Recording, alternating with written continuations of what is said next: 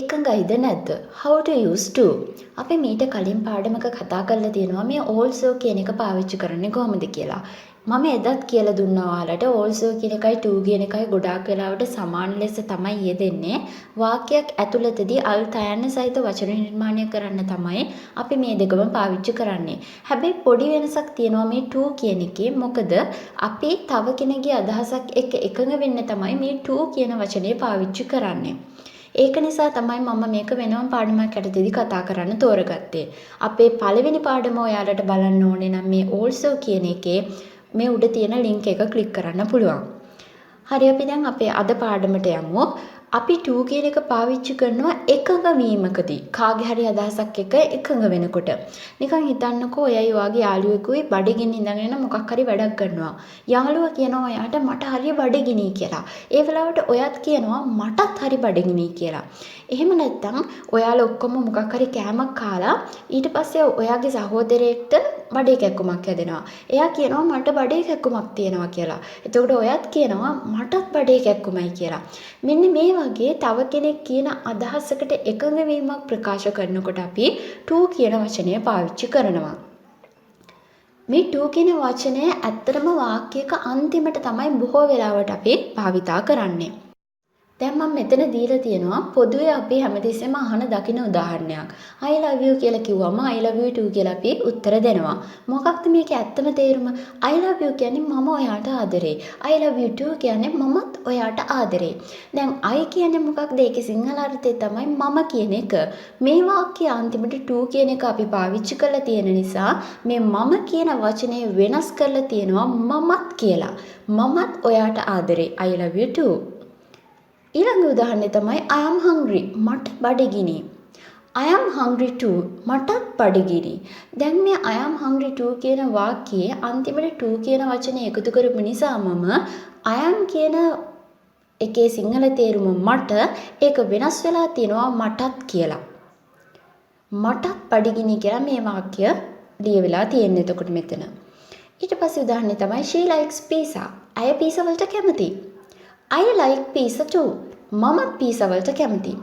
I like pizza too කියන වාක්‍ය ඇතුළතදී to කියන වචනය අපි මේ වාක්‍ය අන්තිමට එකතු කරපු හේතුව නිසා මේ මම කියන එක වෙනස් වෙලා තියෙනවා මමත් කියලා.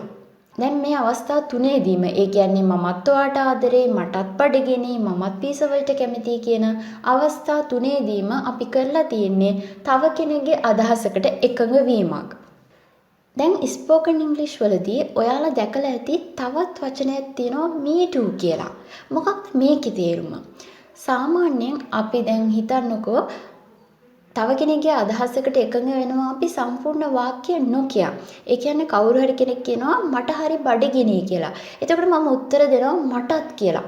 මටත් හරි බඩගිනි කියන්නේ නැතුව මටත් කියලා උත්තර දෙනවා. මේ වගේ දේවල් අපි සාමාන්‍යයෙන් කතා කරනකොට පාවිච්චි කරනවානේ. මෙන්න මේ මටත් කියන එක අපි ඉංග්‍රීසියෙන් කියන්නේ කොහොමද? me too කියලා. I am hungry මට බඩගිනි. me too මටත්. I feel tired මට මහන්සි. me too මටත්. I have a stomach ache මට බඩේ කැක්කුමක් තියෙනවා. me too මටත්. I won't sit now මට දැන් ඉන්න ගන්න ඕනේ. me too මටත්. කොහේ හරි මීටින් එකකට ගිහිල්ලා ඔයාලා ගොඩාක් කලා හිටගෙන ඉන්නවා. ඊට පස්සේ ඔයා කියනවා මට දැන් ඉන්න ගන්න ඕනේ කියලා. I want to sit now. ඒ වෙලාවට ඔයාගේ තව යාළුවෙක් කියනවා මටත් කියලා. me too කියලා තමයි එයා එතකොට ඒකට අදාළ උත්තරේ දෙන්න ඕනේ. දැන් අපි මේ also කියන එකයි to කියන එකයි පොඩ්ඩක් සංසන්දනය කරලා බලමු. මොකද මම කලින්ම කිව්වා අපි මේ දෙක පාවිච්චි කරන්නේ අර්ථ අයන්න සහිත වචන නිර්මාණය කරන්න කියලා වාක්‍යයක් ඇතුළතදී. to කියන එක විතරක් අපි චුට්ටක් වෙනස් විදියකට පාවිච්චි කරනවා තව කෙනෙක්ගේ අදහසක් එක්ක එකඟ වීමකදී. හරි දැන් අපි උදාහරණ වලින් බලමු කොහොමද මේ අර්ථ අයන්න තියෙන වචන නිර්මාණය කරන්න කියලා මේ දෙකම පාවිච්චි I love dance, they also love dance. මේකේ තේරුම තමයි මම නැටුම් වලට ආදරේ, ඔවුනුත් නැටුම් වලට ආදරේ. they කිව්වොත් ඔවුන්, they also කිව්වොත් ඔවුනුත්. දැන් මේ මම ආදරය කරන දේ, ඔවුන් ආදරය කරන දේ දෙකම එක ළඟ ලියලා මට to කියලා වචනේ පාවිච්චි කරලා මේ පළවෙනි වාක්‍යයේ තේරුමම එළියට ගන්න පුළුවන්. I love dance, they love dance. මම ආදරය කරන දේ, ඔවුන් ආදරය කරන දේ දෙකම එක තැන මම ලිව්වා.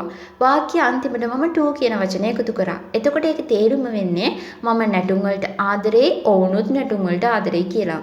they කියන්නේ ඔවුන්, වාක්‍ය අන්තිමට මම to එකතු කරපු නිසා ඒකේ තේරුම වෙනස් වෙනවා ඔවුනුත් කියලා. ඊළඟ වාක්‍යය තමයි she is fair, her brother is also fair. ඇය සුදුයි, ඇගේ සහෝදරයාත් සුදුයි. her brother කිව්වොත් ඇගේ සහෝදරයා. her brother is also කිව්වොත් ඇගේ සහෝදරයාත් කියන තේරුම තමයි එන්නේ. දැන් මේ වාක්‍යෙම අපි to කියන එක පාවිච්චි කරලා නිර්මාණය කරමු. මෙතනදී මම කියලා තියෙන්නේ පුද්ගලයන් දෙදෙනෙකුගේ ස්වරූපයේ හැටි, බාහිර ස්වරූපයේ හැටි. මේ ඔවුන් දෙදෙනාගේම බාහිර ස්වරූපයේ හැටි මම එක ළඟ ලියනවා. she fair, her brother is fair. අන්තිමට to කියලා එකතු කරනවා. එතකොට ඇය සුදුයි, ඇගේ සහෝදරයාත් සුදුයි කියලා මේ වාක්‍ය තේරුම එළියට එනවා. ඇගේ සහෝදරයා කියන එක වෙනස් වෙනවා ඇගේ සහෝදරයාත් කියලා. මොකද අන්තිමට to කියන වචනේ මම එකතු කරපු නිසා. We can sing, they can also sing. අපිට සින්දු කියන්න පුළුවන්, එයාලටත් සින්දු කියන්න පුළුවන්. They can කියන්නේ ඔවුන්ට පුළුවන් කියන එක, they can also කිව්වොත් ඔවුන්ටත් පුළුවන් කියලා ඒක වෙනස් වෙනවා. මේකම අපි නිර්මාණය කරමු to කියන වචනේ පාවිච්චි කරලා. දැන් මෙතන අපේ හැකියාවයි ඔවුන්ගේ හැකියාවයි කියන්නේ මම විස්තර කරලා තියෙන්නේ. මේ හැකියාවන් දෙකම මම එක තැන ලියනවා. We can sing, they can sing. අන්තිමට මම to කියන එක එකතු කරනවා. එතකොට මේ they can ඔවුන්ට පුළුවන් කියන එක වෙනස් වෙනවා ඔවුන්ටත් පුළුවන් කියලා මේ to කියන වචනේ වාක්‍ය අන්තිමට එකතු වුන නිසා. ඊළඟට he has gone Colombo, she has also gone Colombo. ඔහු කොළඹ ගිහිල්ලා තියෙනවා, ඇයත් කොළඹ ගිහිල්ලා තියෙනවා. she has also gone කිව්වොත් ඇයත් ගිහිල්ලා තියෙනවා. දැන් ඔහු ගිය තැනයි ඇය ගිය තැනයි මෙන්න මේ ඔවුන්ගේ ක්‍රියාවන් දෙක එක ළඟ අපි ලියමු. he has gone Colombo, she has gone Colombo. අන්තිමට to එකතු කරන්න.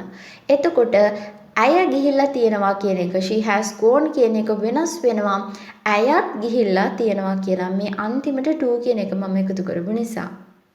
ඔයාලා මතක තියාගන්න ඕනේ මේ පාඩම යටතේදී අපිට also පාවිච්චි කරලා නිර්මාණය කරන වාක්‍යම to කියන වචනේ පාවිච්චි කරලා නිර්මාණය කරන්නත් පුළුවන් කියන එක.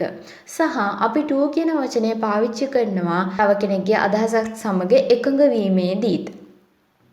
මේ වගේ තවත් ඉංග්‍රීසි පාඩම් බලන්න ඔයාලා කැමති නම් අපේ YouTube channel එක subscribe කරන්න.